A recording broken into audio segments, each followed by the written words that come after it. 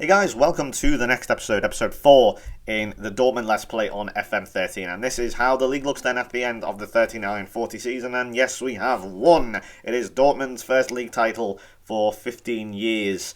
Now, if we looked at I know that sounded like an incredibly smug laugh, I apologise. But if we look at the goals for, that just tells the whole story. 32 more than Werder Bremen in second. 18 is that? Yeah, 18 more than Bayern in third, and Schalke obviously getting into fourth there. But it's a combination of goals conceded. We haven't really conceded too many more than Bremen and Bayern. Obviously, only 3 more than Bayern, 4 more than Bremen. But we only lost twice all season and only 6 draws, which isn't too bad. I mean, I've always had a problem with drawing games. I don't know. I just there's something I've noticed lately. I don't know if this is a lately thing again, or whether it's something that I've just not noticed lately. Like I've just not noticed it's been throughout, but I just can't seem to hold on to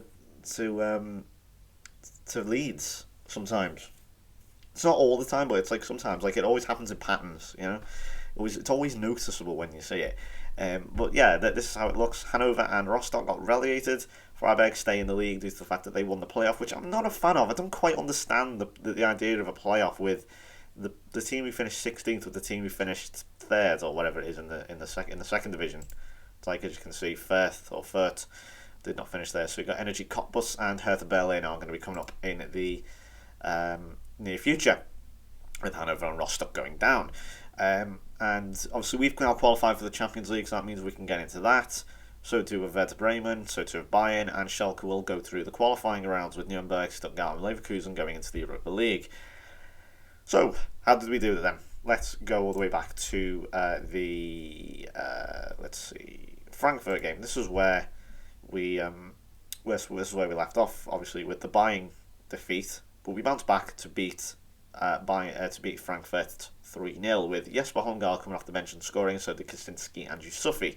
So that was a decent victory, bouncing back there. Then we played Bazaar, Karpati. Remember these guys? I think I've mentioned these once or twice and was like, who the hell are they? But we managed to play them in the knockout rounds of the Europa League, and this is just the most incredible game. In fact, I'll just show you this, and I apologize. These videos aren't exactly that long compared to the February review, so I usually show a few more goals in these ones. Simon Mills scoring once again. He's just an absolute animal. Both set pieces there. Simon Mills again. I think the term Mills again needs to go on a t-shirt, doesn't it? Now already. But yeah, that's 2-0 and 2 away goals. Doing very well here. I think they're from Ukraine. I could be completely wrong. 3-0. Horst Krumpen firing it in from 20 yards, more like 18 yards. So at that point, I'm sitting back thinking, easy, game over, tie over, game, set, and match. But Matsi and Gemma again cocking everything up with a stupid little back pass, and that allowed Karpati back into the game. Or Karpati, yeah, Karpati. Yeah, I'm going to call them that because that makes the most sense. Because I really am terrible at my pronunciation of their names. But Krumpen getting his second, that's 4-1.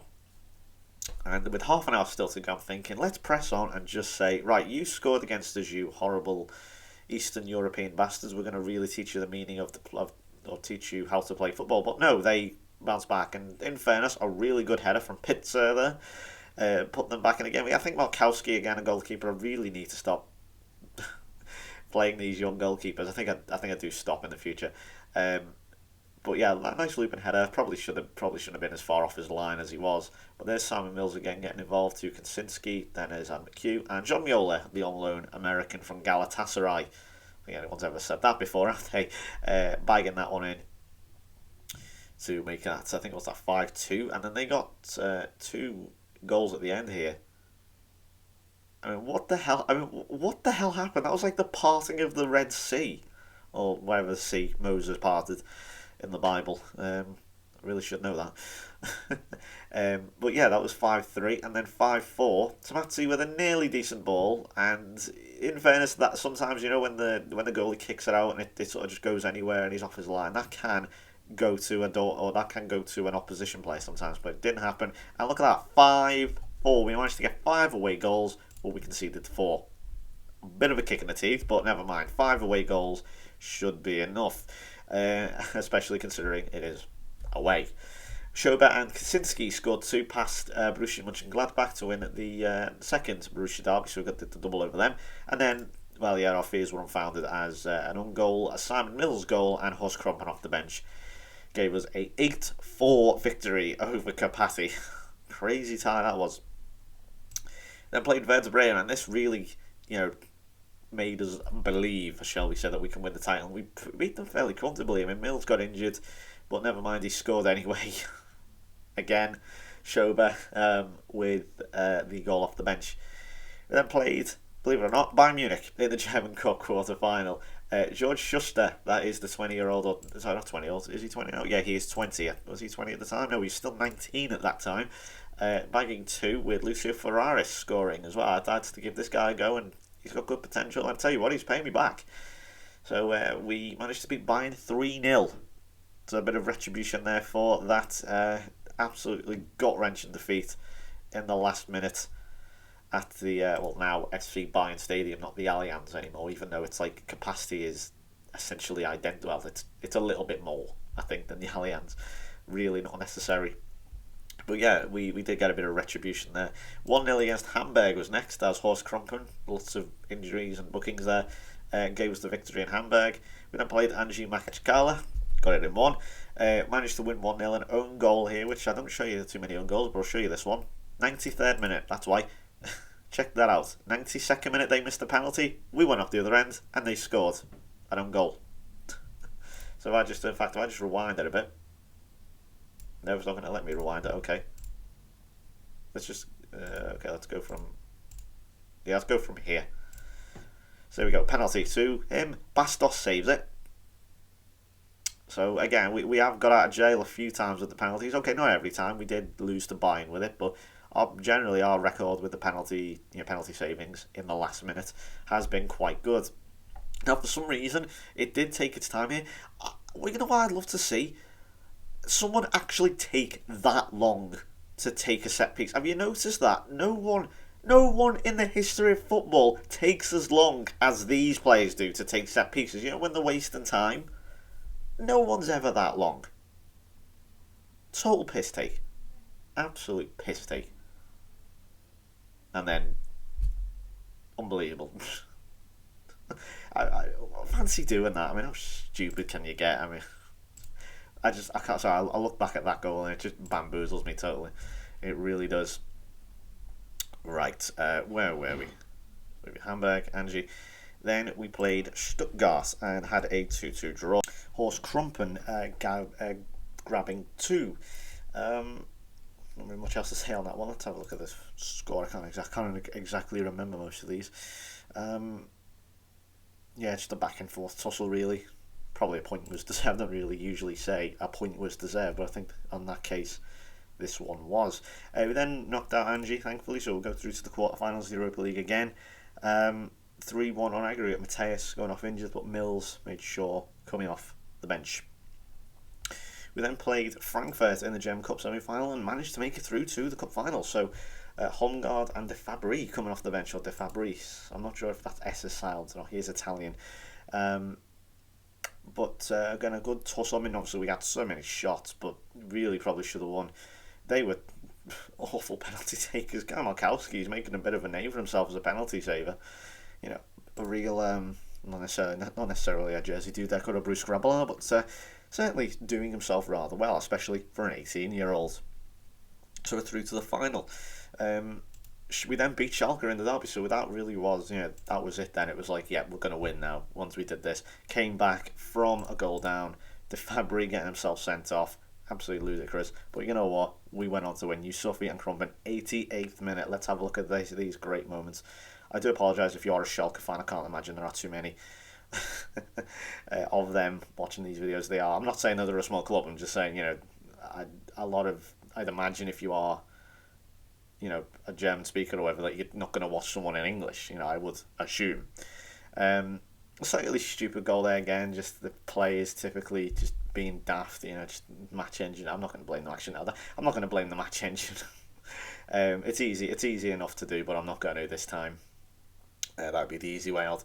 I don't know. I still think players are a little bit too daft sometimes. But I think Schober meant to head that, but he missed it. Well, Yusufi, bear in mind we're down to 10 men at this point, still going for it. I just want to point also to this lad here on the ball, Mario Lears, or whatever he's called. He is a quality player. Look out for him next season. All I'm going to say is just look out for his name. And then Seydu, I think he's another one. He's a good little player. Recognise his name from somewhere. I can't remember. I think he used to play for someone in the Premier League. Could be wrong.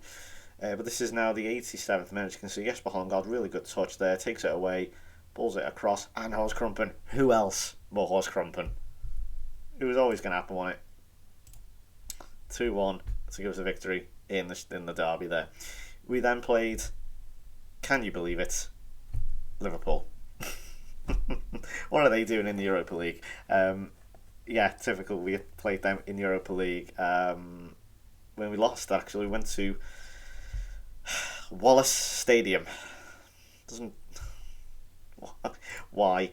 Well, yeah, they're now managed by, and they keep changing the manager every 5 seconds. So I really don't know who the manager is now. We've got Romano van Weert or Vert. Who's he playing for? He's been at Heron V, and he didn't play all that long, really. Did he really? God, 2016, 2033. It's really long, is it? So he managed Millwall, and then Liverpool decided to get him. Does he do anything? Well, suppose. Zach Knight was his assistant. Good God.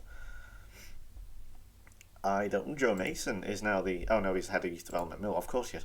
And Jimmy Ryan is now head of youth development. Where does he play? So I know I shouldn't like to go over these, but yeah, sorry, I'm just curious. So yeah, he's the new manager, and well, he beat us. Look at that, a goal either side of half time kind of killed us, but we got 2 away goals though. 2 away goals, not too bad. Bastos didn't have a good game, neither did Yusufi. But yeah, they've now named a new stadium after Barry Wallace. Still better than Jump Stadium, I suppose. We then played Nuremberg, won there with Haidari and Yusufi scoring to give us the victory, and then we won on the away goal against Liverpool. Simon Mills once again, and Lucio Ferraris also. I keep playing him. I know he's only young, but he actually, believe it or not, is demanding first team football already. I know. He was for a short while. I think very quickly he only needed to play a few games, and he bowed very quickly. So thankfully that went away. And you can see my reasons for playing Markowski. Bastos he's not playing that well. I mean, you can have a look at the Liverpool team there. You might recognise 1 or 2 players. I mean, obviously there's Jeremy Nobili who's not playing there for some reason. He of course came from Dortmund. £43 million worth of Italian striker. Russell's still going, Leonard's still going, Juarez is still going, Spielmark is still going. There's a Jay Allen, filling with confidence. Godoy is now the captain, apparently. Alexander Kuchin, I remember him.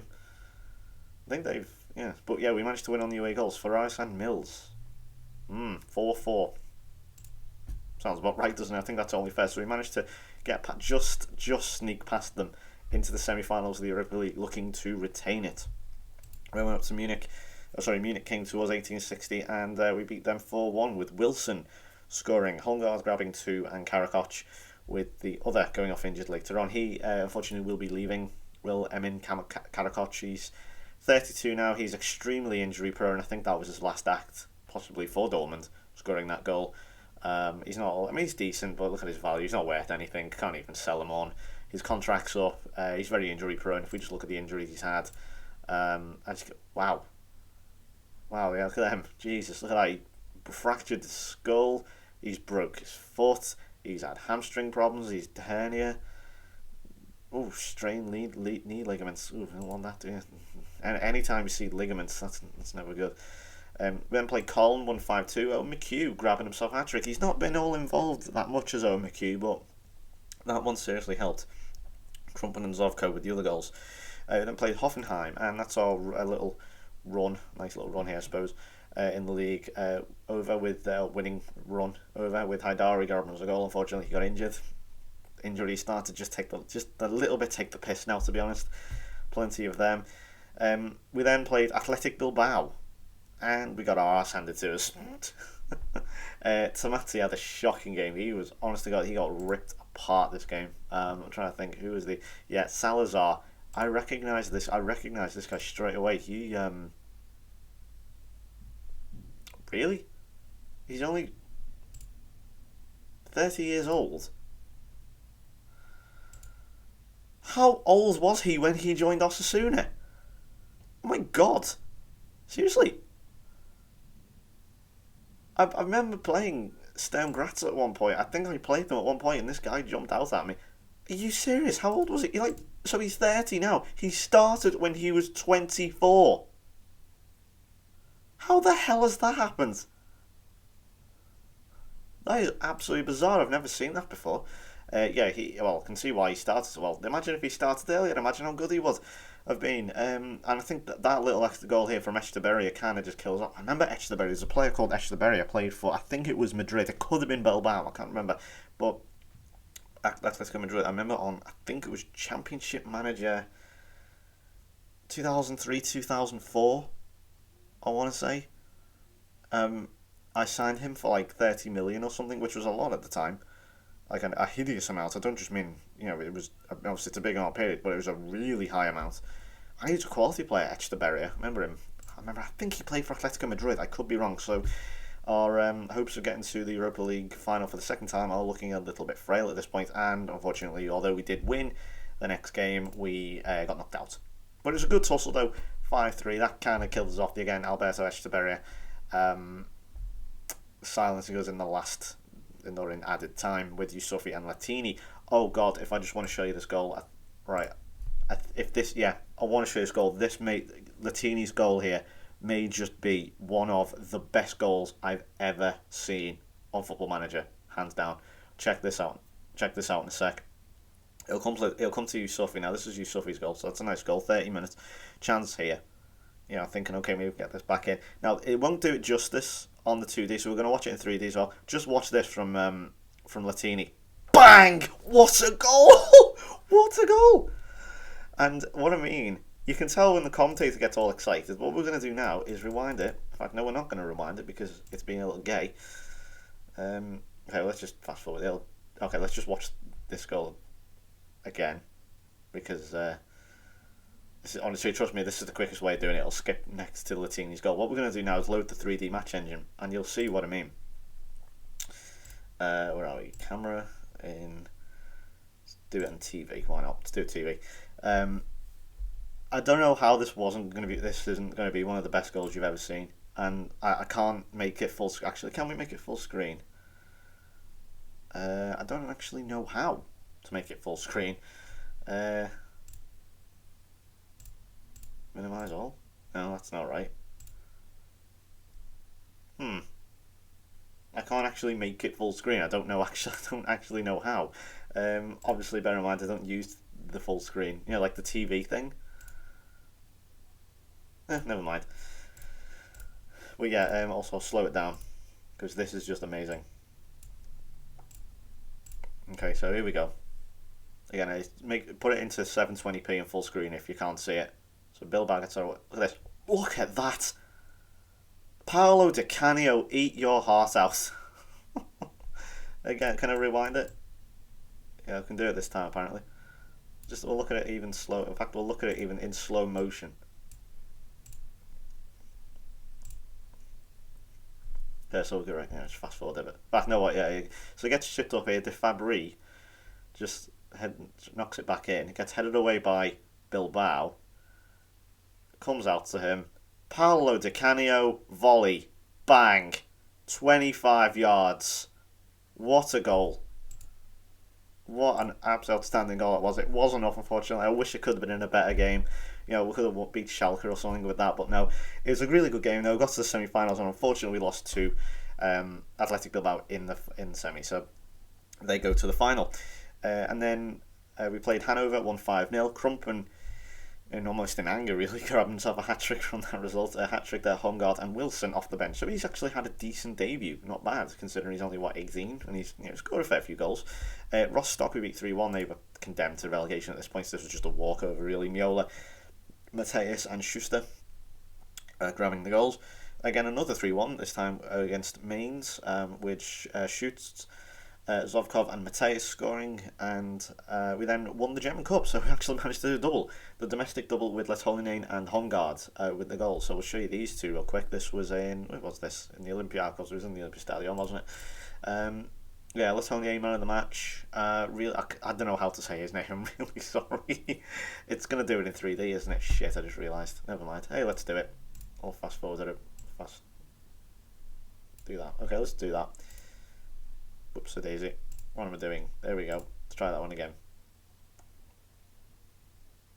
So these are the goals. I'll show you in the 3D match engine. Why not? Now it's loaded, we might as well. But Yusufi's cross, and there's Hongard. Knocks it in. And just before half time, so that was good. I mean, Nuremberg, decent team, but they were never going to be any match for us. Kaczynski knocks it in. And easy as you like, German Cup victory for us. So that, I think, was it. So Mainz was the last one. As you can see, if we just go back to the league, we 13 points of Werder Bremen. I think the game that won it for us was Hanover. Yeah, it was the Hanover game. Krumpen's hat trick, that just killed it then. And yeah, we won it. Hands down easy. So it's a double. A German Cup and a First Division title. So I'm very happy with that in the first full season at Dortmund. But obviously now the hard work begins. I've got to build the team again. Let some of these youngsters come back. Obviously let a few people go. As I say, the Turkish lad, this Karakoc guy, is going to be going. Obviously we've got 16-year-olds coming in now, obviously preparing these for pre-season. So bear that in mind. Obviously youth players and stuff, I'm not going to take the piss and throw them in like you usually do. The Germans are a little bit stricter on it. If we look at the top goal scorers, so there's Mario Lias, quality player actually, very very good. 31 goals. Krumpen with 24. Yusufi with 50. Again, look at that. He finished top goal scorer and top assist and top average rating and top man of the match. So you can tell how good the player he is. Yusufi there with 15, joined second. But Simon Mills, what a debut season. Unfortunately, he got injured, believe it or not. He actually, unfortunately, a real shame. He got injured, but not before he hit his 20th goal of the season. £600,000 from Swansea. 20 goals on the left of midfield. Outstanding. Unfortunately, he did get injured and he missed the rest of the season with a lower back stress fracture. So that ruled him out basically for the rest of the season from April onwards, the middle of April onwards. So that was a shame. But as I say, he managed to hit 20 goals in all competitions. Couldn't believe it. What a signing. What an absolutely amazing signing. As I say, look out for this guy as well, Marcel Janssen. He's going to be a bit of a beast in the future. I know he's 29, but he is a bit good. He's going to be a bit good, put it that way. So 35 in all competitions for Horst Krumpen, 20 on his debut season for Simon Mills, 15 for Jesper Holmgaard, 9 for Yusufi, 8 from the Spaniard. I think he's Spanish. He's Brazilian. Yeah, he's Spanish. I think he's changed from Brazilian. Mateus Schober with 8. McHugh, debut season 7, not bad. Didn't play a whole lot though, in fairness. 22 assists all competitions for Yusufi, and it's 13 for Haidari, 10 for Krumpen, and Tomatsi, the centre back, with 9. So yeah, as you can see, I don't really stick with a whole lot. I mean, obviously I've got a German core here, and a few Italians. I don't know what it is about me and Italians. I just seem to go for the Italians. I don't know. But that's, I guess, how things looked. So also, if you are interested into the Premier League, this is how the Premier League finished. Man City won. Surprise, surprise. They and Arsenal choking again. On the last day of the season, they choked.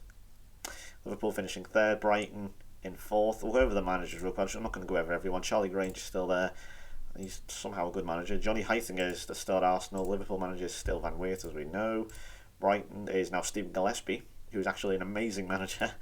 Well, sort of. Obviously, he was the one who got Swansea into third place in the Premier League. If we just go over the Champions League real quick, also the Europa League first. Last season, Chelsea managed to win at Hampden Park, so unfortunately we didn't lose to the winners, if you will. The history, obviously, we did beat Arsenal last season in Hamburg. But again, look at that. How many times? Yeah, look at that. Since 2036, there's been at least one English team in the Europa League final. That's kind of cool. West Brom. Fucking hell. But if we go over as well, where are we? The Champions League is also going into this next season. The current winners are Juventus. Again, Arsenal choked in the final. That's kind of what they get, really, for sacking me. But Juventus eventually managing to win it. I think that's only like the Yeah, look at that, third Champions League. They deserve it though. They have, as I mentioned ages ago, they have a quality team led by Damiano Pastore. Remember him? No, you don't probably because it was so long ago. I had him on loan, I think, at Brighton in the early days in 2015, 2016. Mm. So yeah, there was that. But also, if we just look here, Swansea City got to the semi-finals of the Champions League.